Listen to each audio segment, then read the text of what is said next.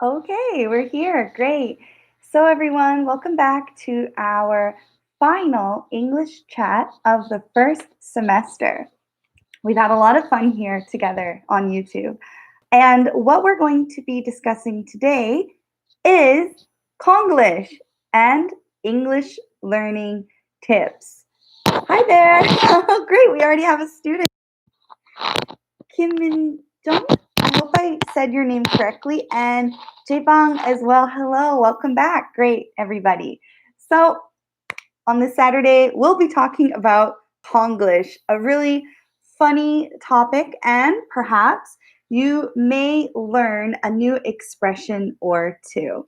So, what we'll do is, as usual, we'll look at our board and go through some expressions. After that, we'll end with a quiz and some bonus jokes. So, there are so many Konglish jokes that I get a lot of entertainment from that I would love to share with you.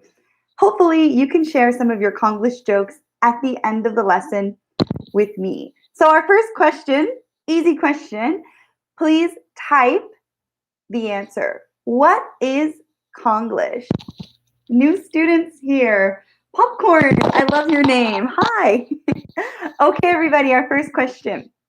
What is Konglish? Who can give the best definition? What is Konglish, ladies and gentlemen? Let's see who can come up with the first answer. We have an example from Jaebang. Awesome. So an example would be handaphone, right? A phone, I presume, that fits in our hand. That's where the expression, where it could have originated from. Sure, handaphone for smartphone or cellular phone or mobile phone. We say those as well. Good job. So can I have a definition of Konglish? Cool. Sungmin Lee, thank you. Perfect. He says or she says that Konglish is the Korean style English.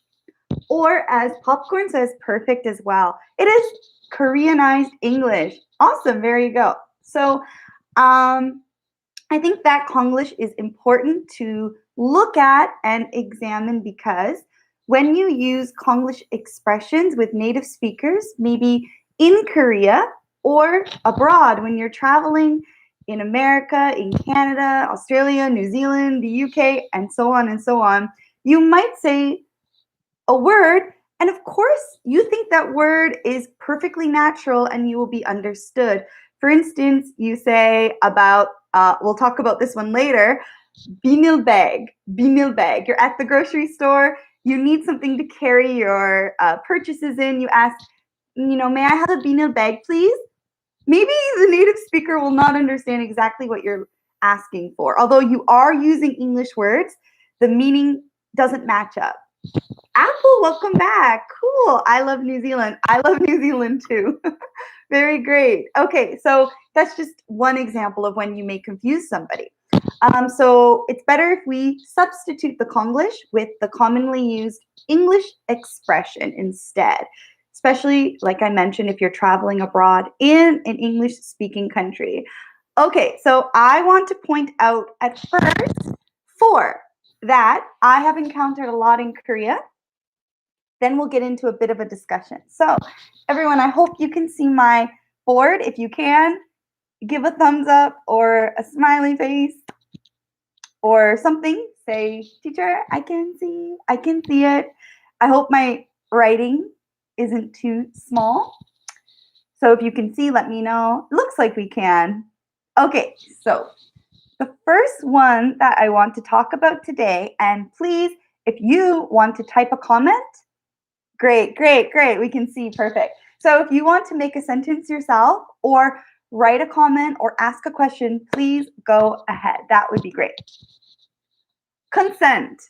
I have heard some speakers use this word in a way that doesn't really match up with my understanding of the word consent. When I hear the word consent, I think of permission, being allowed to do something. So a child in school brings a paper, a form to their parents, a consent form. They say to their parents, sign the consent form, give me permission to travel with my classmates to the museum, to the art gallery. It's allowing, it's consent. Do you give your consent or not? So that's my understanding of consent, but I've encountered a lot of students that like to use consent to mean an electrical outlet. So on your wall, the thing, this outlet that you plug your plugs into, right? So there are sockets, and you have some device like your smartphone charger, you plug it into the socket, or I don't know, your hair dryer, you plug the cord right here. So we say instead electrical outlet, or even just we shorten it and we say the outlet. The outlet, that's the thing that you plug into to use your device. And the outlets are different in every country, as you may know from traveling. So it's better instead of saying the consent, say outlet instead. And please let me know, is this a useful tip or not? Can you try to use outlet in a sentence? Or are you confused? Or you could say, I already knew this, teacher. I never use this word consent, or I've never even heard of it. I just say outlet. So we plug something into the outlet. I plugged my hair dryer into the electrical outlet, like this. As well, you may know outlet has a retail meaning. So outlet also refers to, a big shop as well. So keep that in mind. There are dual meanings here. Oh, okay, popcorn. Thank you, thank you. Very good. Anybody who can make a sample sentence with outlet, outlet. Let's give it a minute.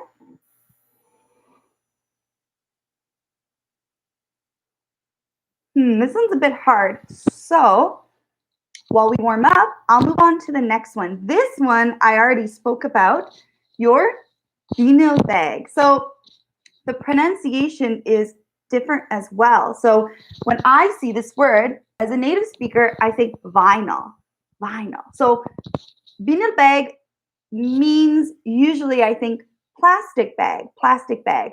And this isn't really a wrong expression. It's just not commonly used. So obviously, vinyl, pronounced sometimes vinyl, but vinyl, yes, it is a type of plastic. So that is not incorrect. So there's plastic, and then there are different types of it. So vinyl is a type of plastic.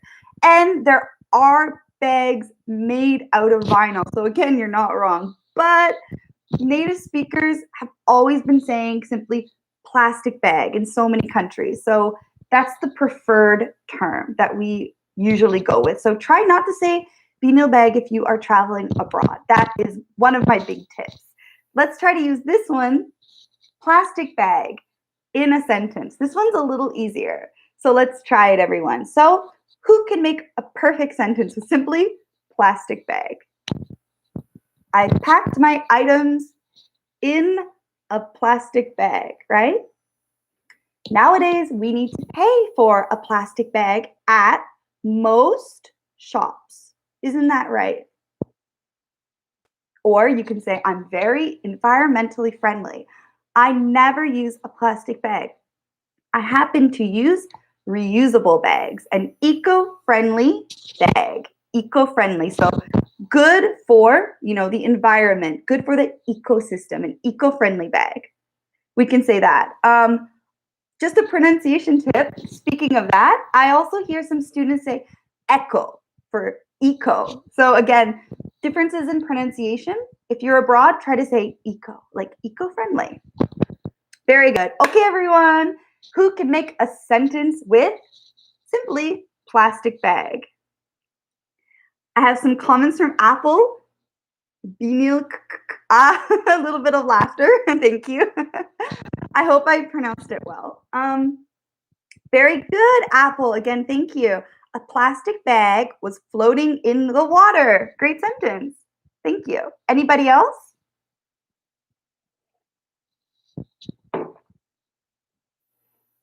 Plastic bag.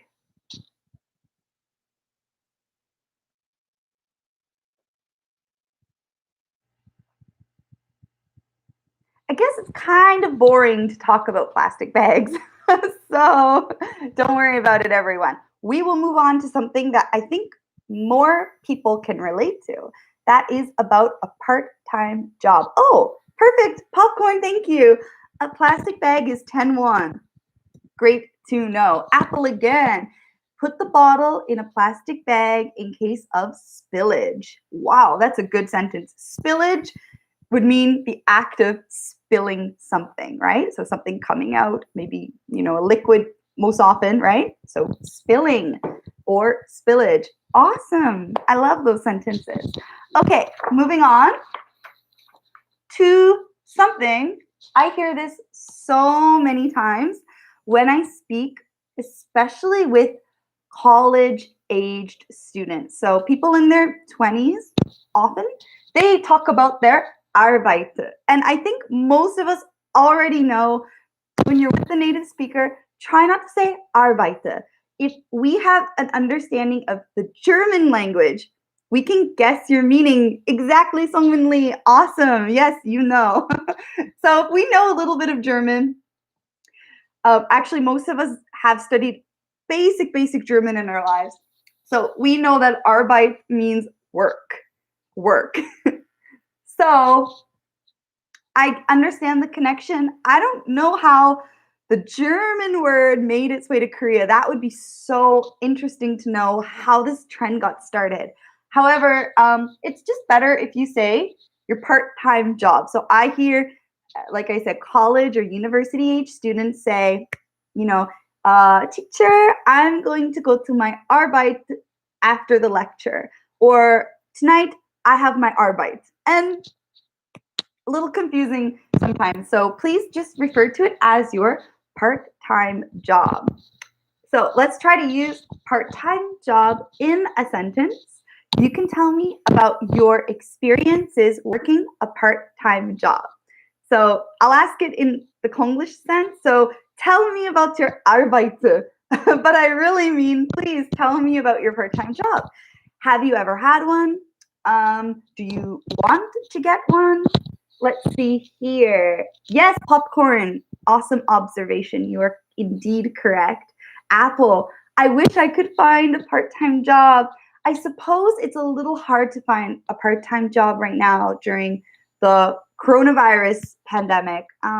There could be jobs related to that, but I'm not sure how interesting they may be for you. I know some people who are trying to get a part-time job as a temperature scanner. Like these people who are, I guess, similar to security guards in so many organizations right now where they manage a temperature scanning system.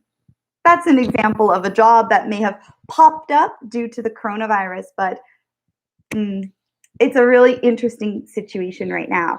Okay, good. Anybody else? Tell me about your part-time job. Maybe you worked in a cafe and you have some great tips for us about ordering something delicious at a cafe. Or maybe you worked abroad. Maybe you did some, I guess, work exchange program. Let's see. Good. Apple, lots from you today. Thank you so much. He or she says, when I was a sophomore, I had a part-time job. Great. By the way, you used a really cool word that a lot of Americans use to describe your years in an academic institution. So university and or college. So we say freshman for the first year, right? Sophomore for the second year, junior for the third, senior for the fourth and last. And I know that in Korea, a lot of Koreans use these words to describe their year or, position in school. That's so cool. I love that. In my country, in Canada, we actually don't say those words. So of course, we know the meaning, but we just simply go first year, second year, third year, fourth year. I don't know why, but I like the American ranking of those grades much better. Good popcorn. I have to do some part-time job after my regular job. Oh, you must work hard, but that must mean a lot of money is coming in that sample sentence. Great job. Okay, and the last one, As a teacher, I often hear this one a lot. Sharp, sharp. An example would be, teacher, may I borrow your pencil, please? I lost my sharp. Or I bought a new sharp. Or, oh, my sharp is missing. Where has it gone? But sharp for me means a mechanical pencil. And it's a super long word. There's no real way to shorten it, unfortunately. So my understanding of sharp, and if I'm wrong, please correct me. Sharp is a pencil that you can click from the top. And as you click, the lead, passes through and comes out the bottom. So it's a mechanical device, right? There's a mechanism to it. It's a mechanical pencil. But I hear the word sharp a lot. Maybe Sharp is a brand. I'm not too sure. Maybe simply these mechanical pencils are sharp and pointy. I'm not sure, but that's another one that I've heard a lot. So I would like to hear from you. Do you use this expression sharp? Do you use mechanical pencil? Are you a little confused? You've never heard of either? Oh, we have more examples. Cool. Kona says, we often call a correction pen white. So I guess a sentence would be like, I made a mistake on my report, so I used some white. That makes sense. We say, though, white out. For correction pen or correction tape, how can I explain it? It's just like a tape, right? A roll of tape.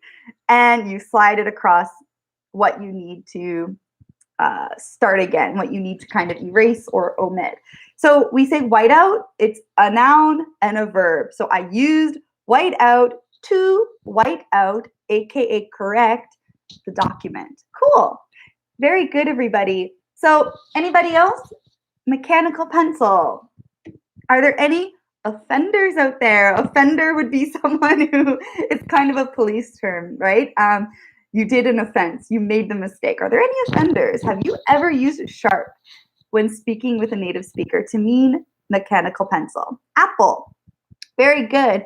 I think I stopped using mechanical pencils when I got into high school. Okay, very good. So maybe the younger students tend to use mechanical pencils. Whoops, I almost actually said sharp because I have lived in Korea for so long. Sometimes I will say the Konglish expression, like, for example, eye shopping. I suppose that's the right answer. When I'm in a Korean shop and, somebody checks on me, I just say, eye shopping, right? eye shopping입니다. And sometimes I'll say that with my friends when speaking English with them, right? Oh, I was doing some eye shopping. It's better if you say window shopping or browsing, of course. Okay, good. We have another answer from Kim. Thank you. When I say sharp, my English teachers mostly don't understand. Thank you so much. Great. You have proven my point. Excellent. Okay, so we're going to move on. I have 4 more, but I'll talk about those a little bit later. I have a question for everybody right now, so please type. It is, how often do you use Konglish expressions? And like what Kona did, Kona gave us another example. What other Konglish expressions do you know? So I would love to hear from you. You can answer with, yes, I often use Konglish expressions. They're just easier to use, or I forget and I use them, or I'm not sure what is Konglish and what isn't Konglish, right? So if you have a question like that, let me know. We can open the discussion. And if you know a Konglish word and you know maybe the English word too that it relates with, let me know. So try to find some Konglish words or just tell me your thoughts. That would be great. Let's see what we can come up with.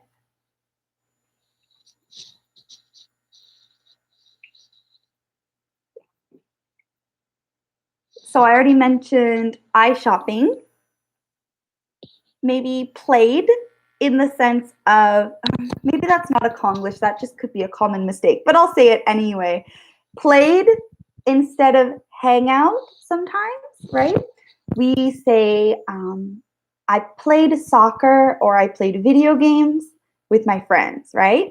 But if you're just spending time and hanging out, for example, you're taking a walk with your friend, or you just meet to talk, or you go to a restaurant with them, or you sit in a cafe with them, that isn't playing. Playing is like, more entertaining and something that children do often when they're spending time together. So, yeah, we shouldn't say played. We should say I hung out, I met, I spent time with my friends. When you're an adult, if you say, I played with my friends last weekend, I think it's kind of a little bit childish. Or I think you played what? You played a sport, you played a game, etc. Okay, great. We have a lot of excellent things coming in. So, Apple, handaphone, great. We talked about that one. Ball pen. Oh, yes. I guess a ballpoint pen. Excellent. Cunning. Oh, I'm so happy you brought that up. I'll save that because that's on my list for later. So we'll talk about cunning, which means cheating later. So Minli, SNS. Yeah, I think maybe SNS is becoming more common, throughout the world because we live in such a digital era. But I hear SNS so often in Korea. Cool. Apple, wow. We have more. And even the Korean typing. Great. Notebook. I suppose notebook. This one is a little confusing. There's notebook, which I think refers to like a laptop computer in a lot of cases. And then there's note, which maybe means notebook. If you could explain that a little more or just tell me if I got that correct, let me know, because that one is still confusing for me. Very good. Okay, popcorn, cider. Yes, very good, very good.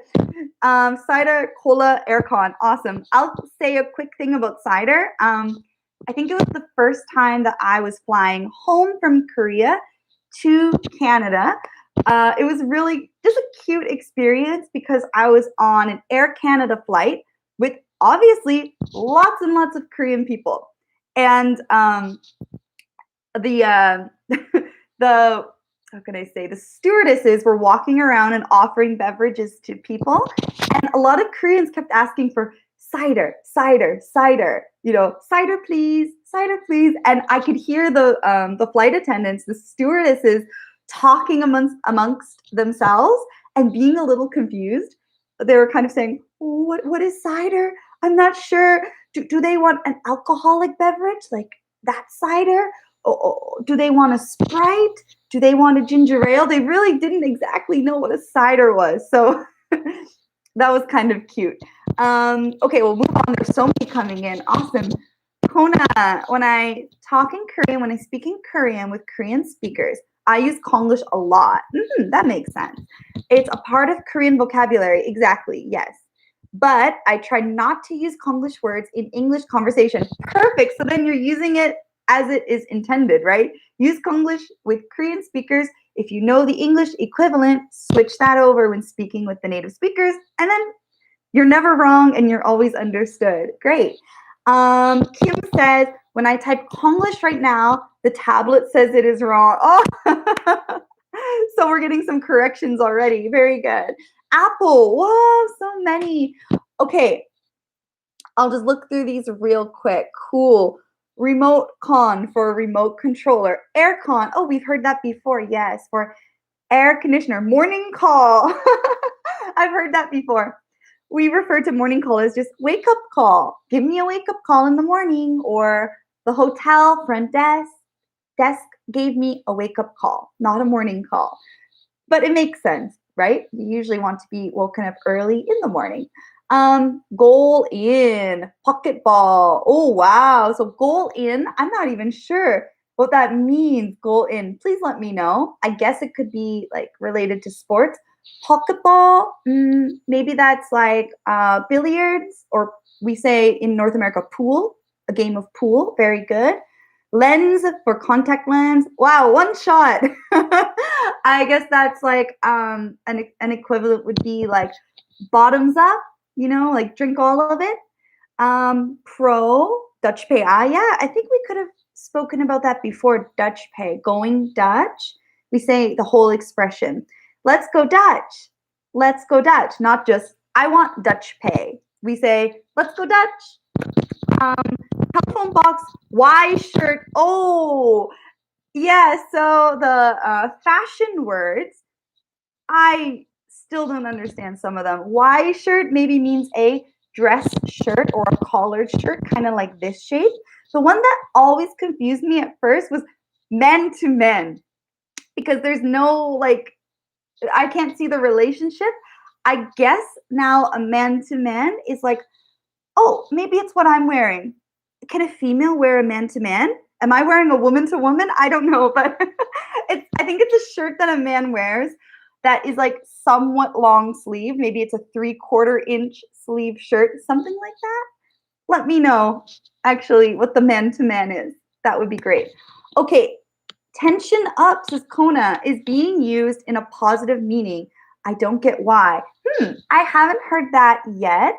So my guess is that like tension up means something like to be put under pressure, but to have it being a good situation or to get a good result from the stress, from the pressure. So tension up, maybe it's like I'm working under pressure, or I raise the stakes. It's like, the pressure got even higher. I raised the stakes, something like that.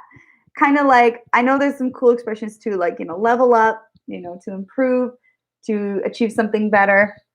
So many with the word up in it. Pool, very good. Oh, we have roly popcorn. Thank you. Tension up, I think it is from the Japanese expression. Oh, there we go. So my understanding of Japanese is very little, except for what I know from Japanese anime.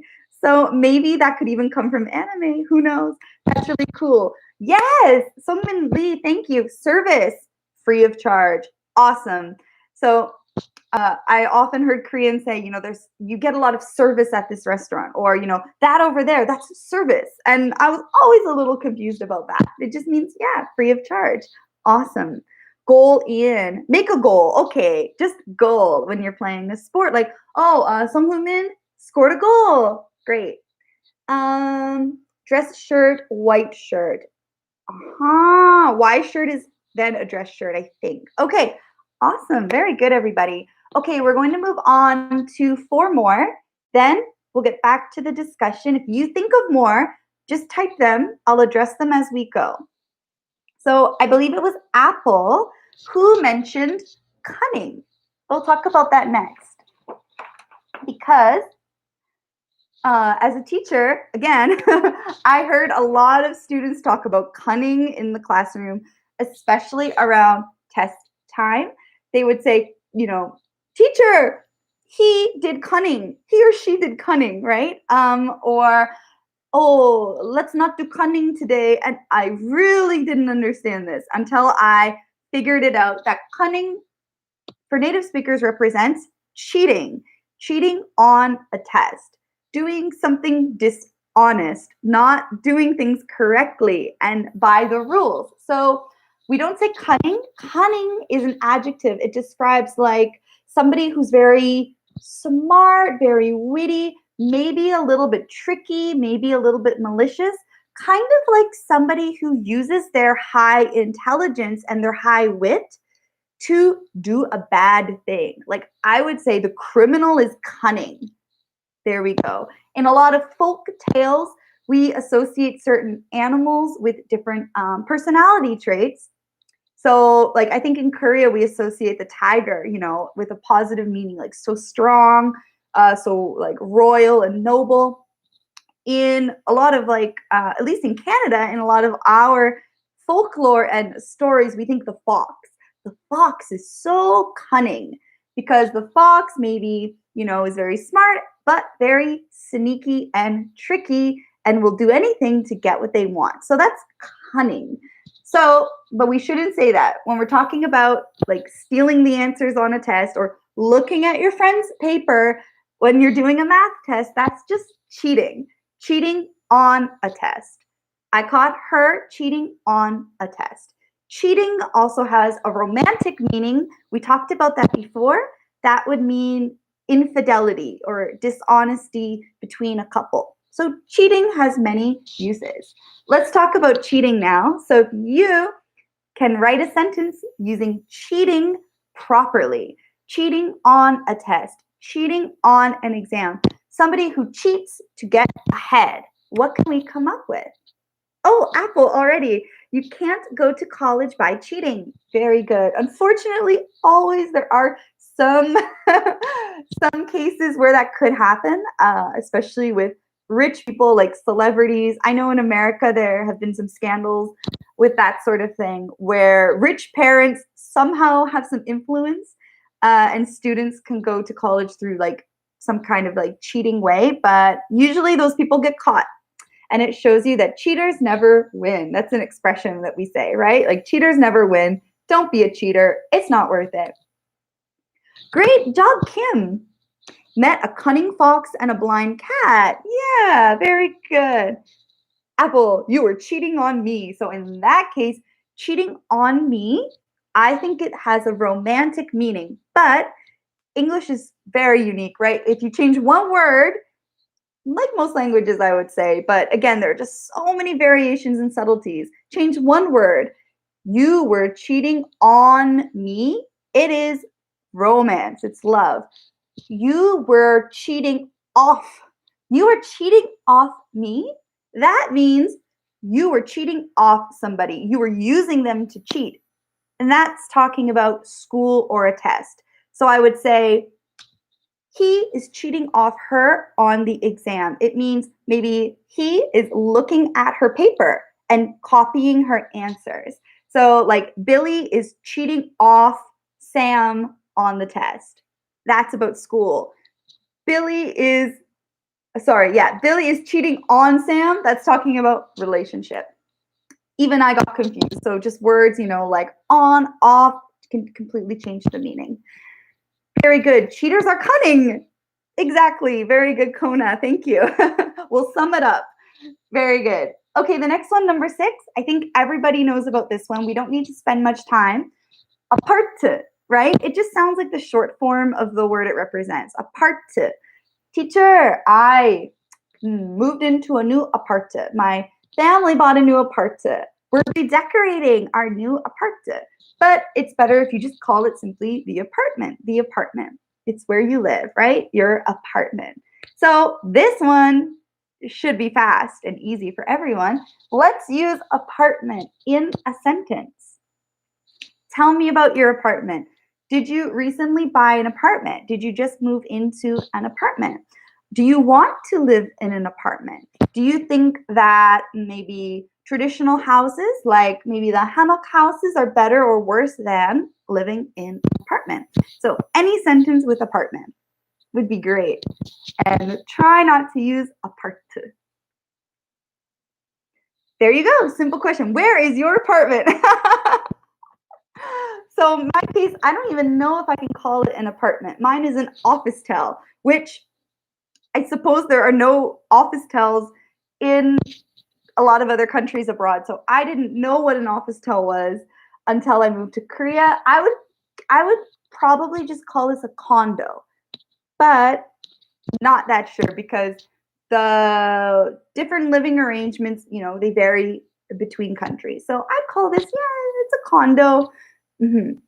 Or because of this, oh wow, I'm really showing my personal life here. So up there, that's a loft.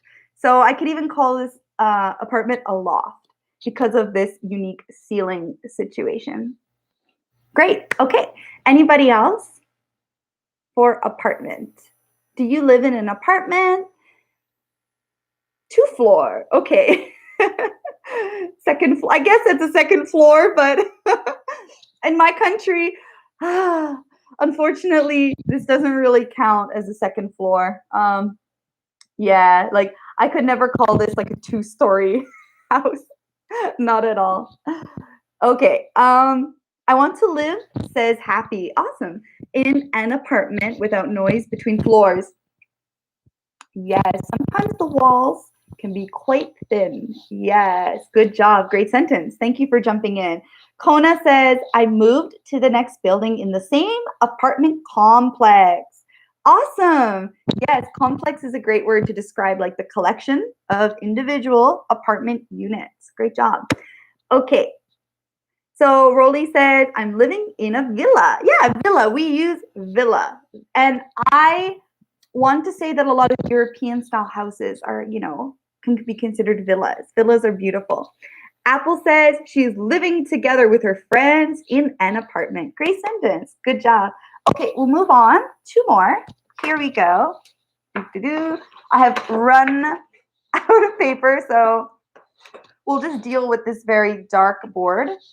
I'll hold it as well. Okay, I hope we can see.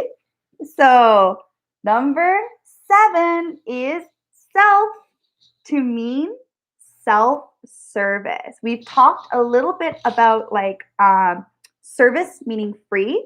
So I also hear the expression self, like teacher, the buffet is self or the water is self, right? But we would say this restaurant has a self-service policy. This is self-service. You need to do it yourself.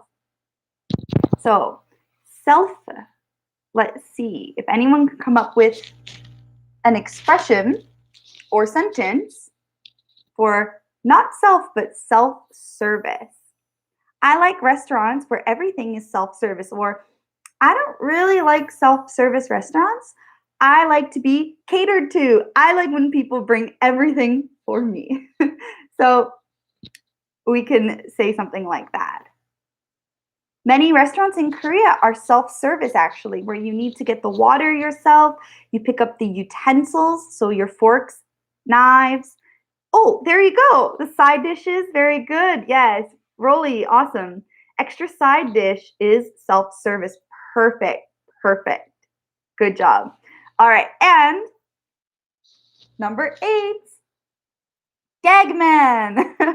Gagman meaning comedian. So any native speaker can understand what a gagman is because a gag is another way to say like a joke or like something that is funny, a trick, an action, like a word or expression that is funny. So gag is a word we use in comedy, right? But gag also has other meanings related to medicine. So it's not always used in comedy. So I think when people talk about gags, they're just talking about like jokes or funny situations. That's super clear. Anyway, gag man, person, a man who does the gags, but we just call that a comedian, right? Somebody who does comedy. And I'm a big fan of comedy. So I have many favorite comedians. Most of them are English speaking comedians. So let's try to use the word comedian in a sentence. So do you have a favorite comedian?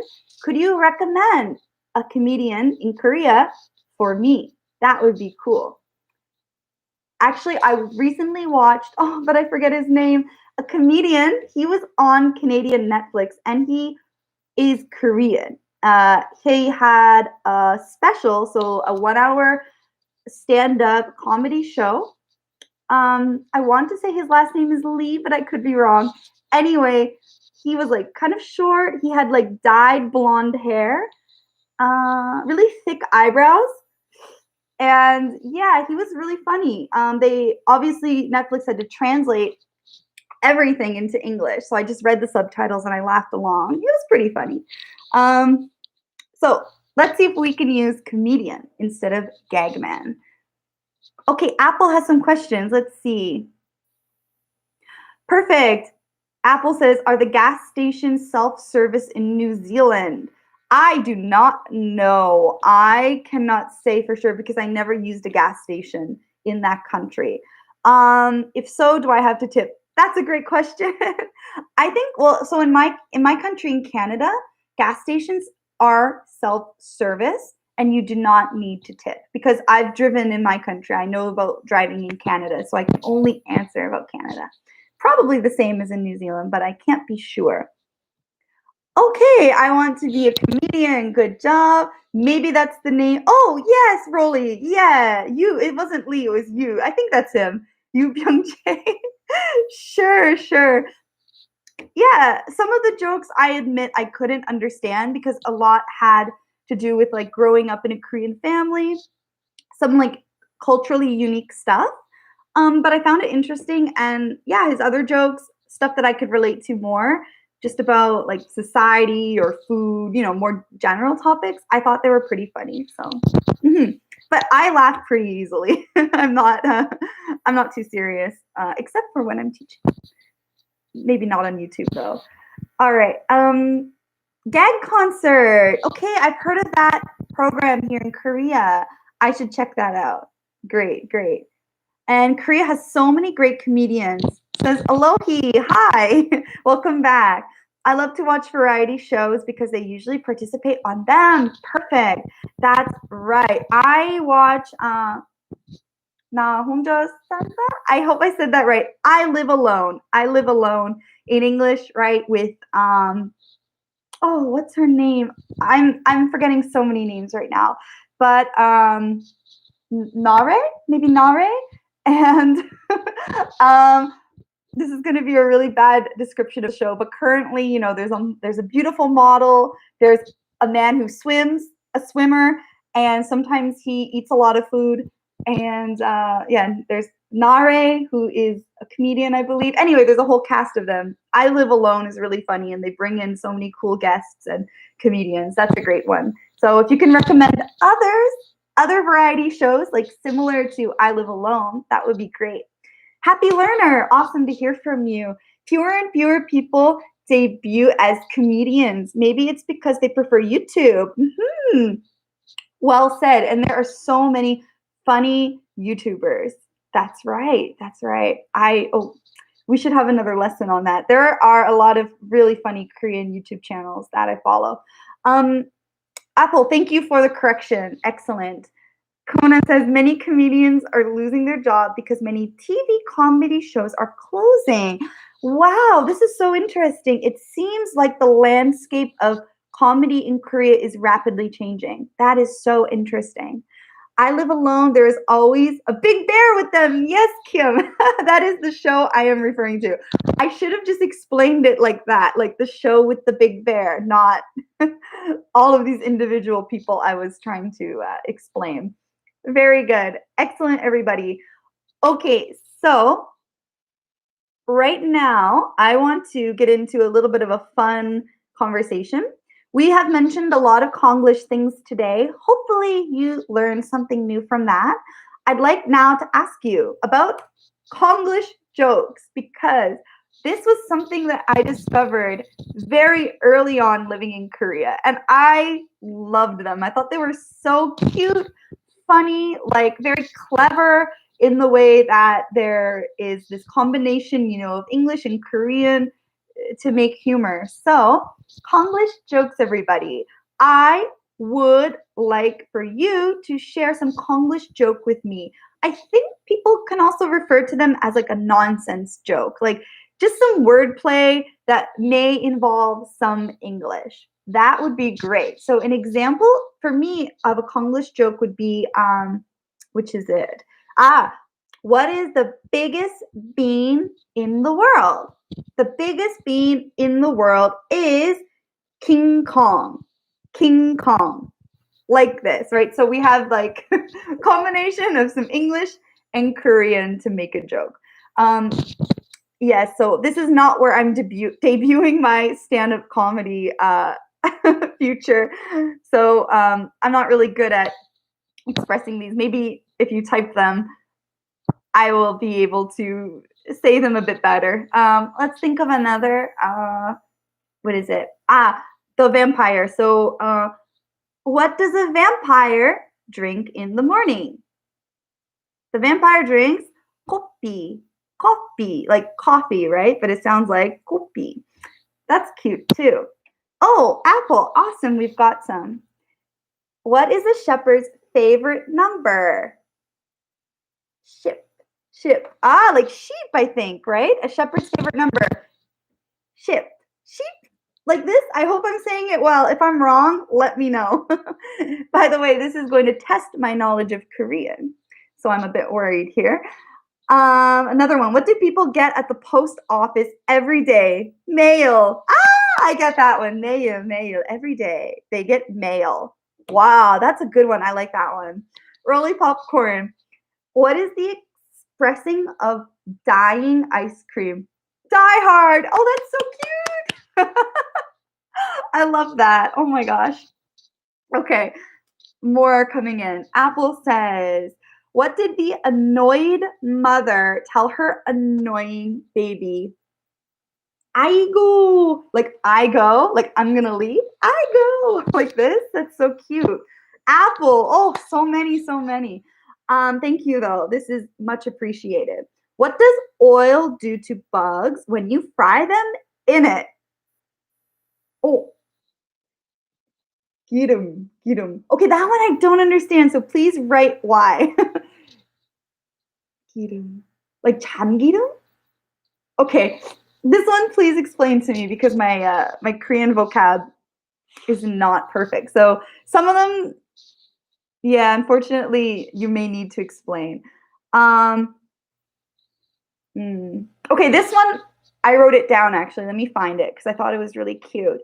Okay, what did the cookie say to his friends when he was ready to go? What did the cookie say when he was ready to go? Kwaja, like kaja, kwaja. Maybe that's more of only a Korean joke. I wrote one more down. Ah, yes, this is an English one. What do you say if you don't have enough money at the pojang matcha? Like, at that type of restaurant. If you don't have enough money, what do you say at the pojang matcha? Oh, dang. Oh, dang. Like, oh, darn. Oh, damn. Kind of like that. Sorry if I used a bit of a more slang here, but it's kind of like, oh darn, oh dang. People say dang, like dang.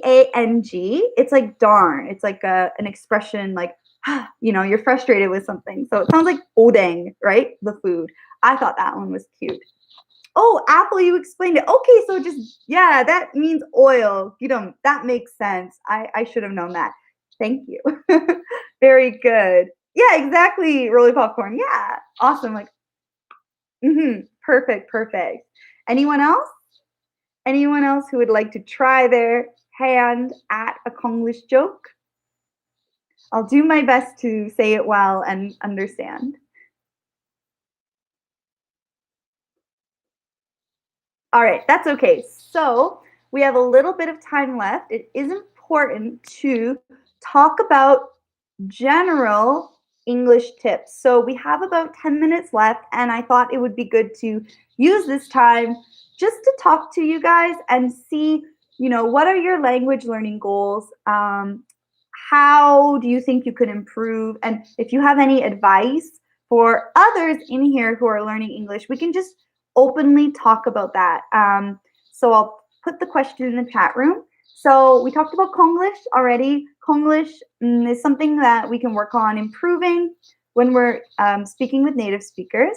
So bigger than that, right? Let's extend the conversation to just English in general. We have spent about a semester together here on Saturdays talking in this way.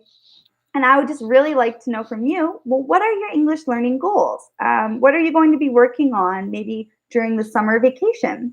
Why are you learning English? Is it your hobby, your passion? Is it for work? Is it for travel? And if you have any advice, please share that. We'll be talking about that next. So we'll sum up with a discussion on learning English and your goals. So at the moment, what are your English learning goals? You could say, like I said, I am wanting to learn English for my work. I work at an international company. I deal with native speakers quite often.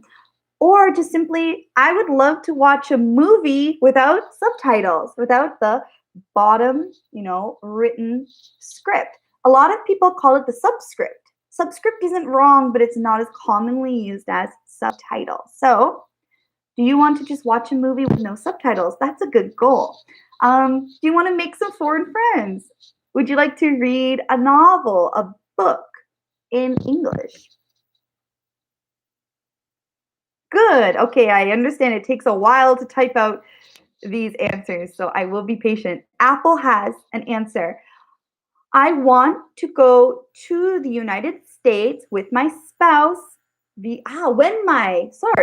I need my glasses. When my spouse visa comes out. So he will go. I will go to the United States when my spousal visa comes out. I want to go to college in the United States and work in the United States. Wow, that is so cool. And congratulations. I assume, yeah, you must be married. So very cool. I hope you get the visa very soon. And I hope that you can go to America when it's obviously safe to do so after the coronavirus pandemic ends. Awesome. Very good. That'll be a great thing. Anybody else? Why are we learning English? What are some of your goals?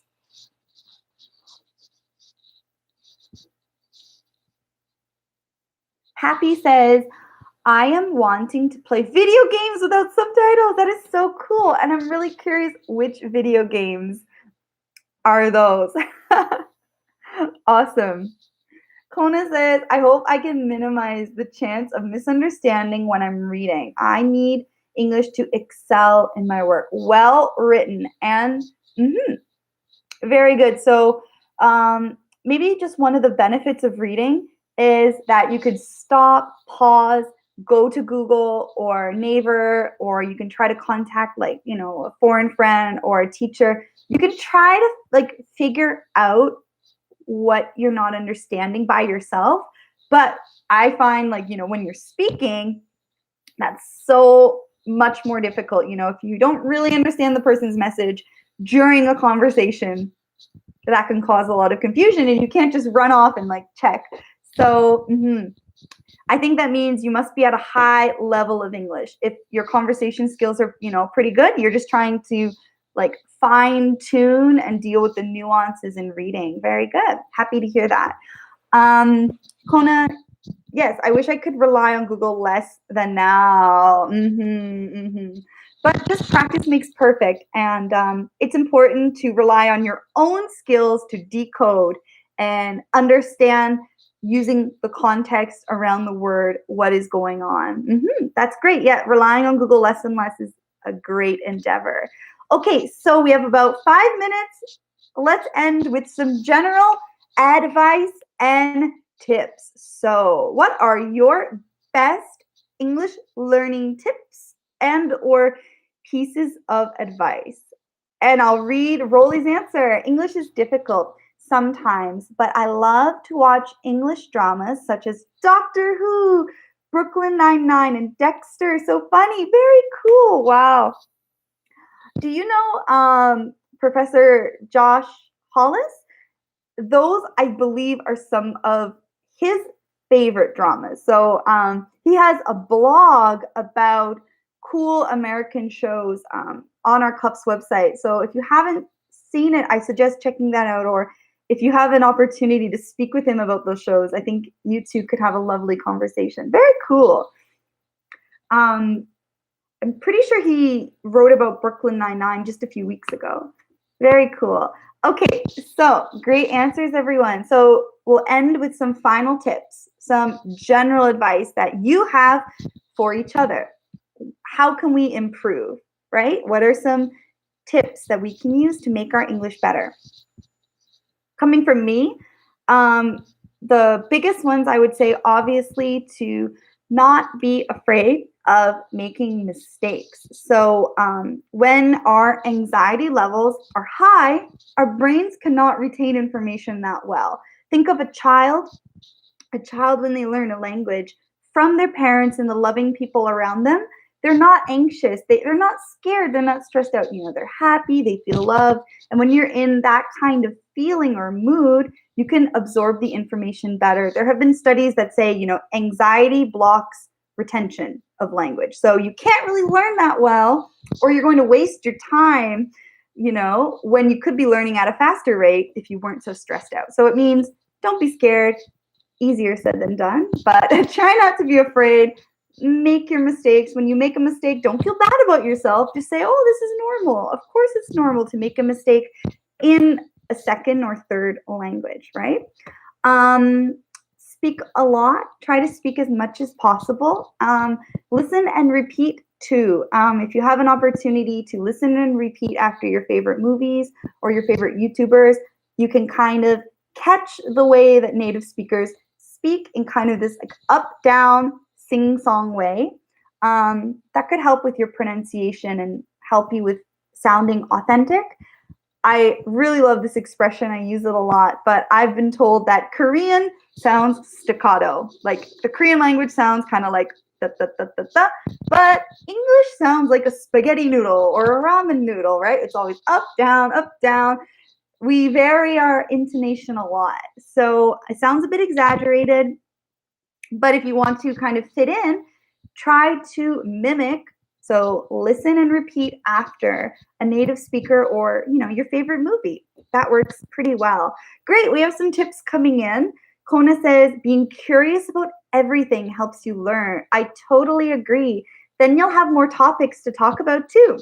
Yes, when you are interested in a subject, of course, that helps a lot. One of my favorite linguists, Stephen Krashen, he writes about how it's important that when you are learning your target language, you need to be consuming authentic material that is interesting to you. So if the textbook is boring, maybe you can not use the textbook. If you're into comic books, right, or novels or animals, you can read National Geographic in English.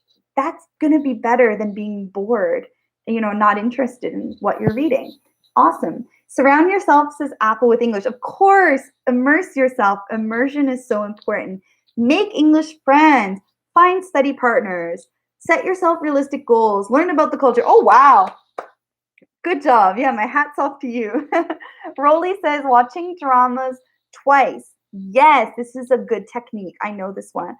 First with subtitles and last time without it, and repeat what the actor says. Awesome. Very good. I agree. Right. First, with the subtitles, you can understand the content. After that, you work on pronunciation. Very, very good. You can watch a lot of the professor's broadcasts you see now. Oh, I would feel so shy about that. But of course, that would be an authentic material that you could use. Why not? I actually used to do that when I was studying French. I would listen. My French teacher had some YouTube videos online. I watched them repeatedly because I was used to his voice. So I felt like I was learning at a faster rate. There we go. Okay, very good answers. Hyunju! By the way, can you understand Africans who speak English with their strong accent of their countries easily? How can I improve to comprehend English with such strong accents? Oh, so that's a really good question, and we don't have much time to look at it, but of course, English is a global language. It's like the lingua franca, the commonly used language in so many countries. Of course, there are, it's world Englishes. There are global, different usages in different countries with different accents and so on. So I will say, it doesn't have to be a person in Africa speaking English. It could be someone from Scotland or, even in Australia. As a native North American speaker, I have a hard time at first adjusting to their way of speaking, even though they're speaking perfectly correct. So I relate with you. It just takes time and practice, like adjusting to a certain, country's way of using English takes time. So just practice a lot. Very good. Yes. So yes, use your hobbies, says Happy Learner. Very cool. And Songmin Lee says bye-bye. Yes. Unfortunately, we've run out of time. Right now, Professor Kiva is going to be talking about Korean trends. So please join her lecture now. And I had a lovely time with all of you this semester. I look forward to starting up our YouTube Live lectures in the future. So see you soon, everybody. Take care. Thank you so much. Bye.